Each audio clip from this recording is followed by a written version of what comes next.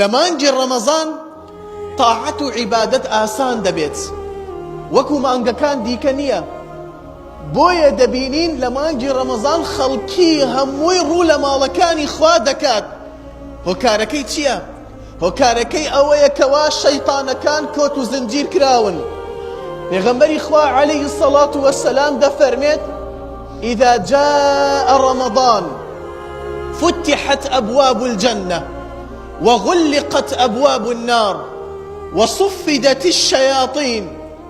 كمانجي رمضان هات دەرگاکانی بەهەشت هەر هەشت دەرگاکە دەکرێتەوە و هەروەها دەرگاکانی دۆزەخ دادەخرێن و شەیطانەکان کەوا بە درێژایی ساڵێک وەسوەسەت بۆ دەکەن.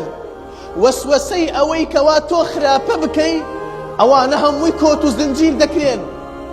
لەوانەیە پرسیارێکت لا دروست بێت بڵێ ئەی باشە ئەی بۆ لە مانگی ڕەمەزان کەسانێک موسڵمانیشن ئەی بۆ هەر تاوانیش ئەنجام ئەدەن؟ لە وەڵامدا ئەوانەی کەوا پێش مانگی ڕەمەزان تاوان ئەکەن و لە مانگی ڕەمەزانیش تاوان ئەنجام ئەدەن ئەوانە نەفسەکەیانە شەیطانیە. خوای پەروەردگار دەفەرمێت ئین النەفسە لەئەمارەة بالسوء. ئەوە شەیطانەکەی هانی ئەدا بۆ خراپە.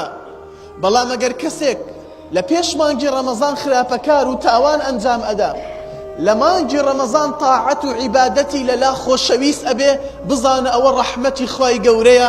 ئەوە بزانە شەیطانەکان کۆت و زنجیر کراون وەسوەسەت بۆ ناکەن.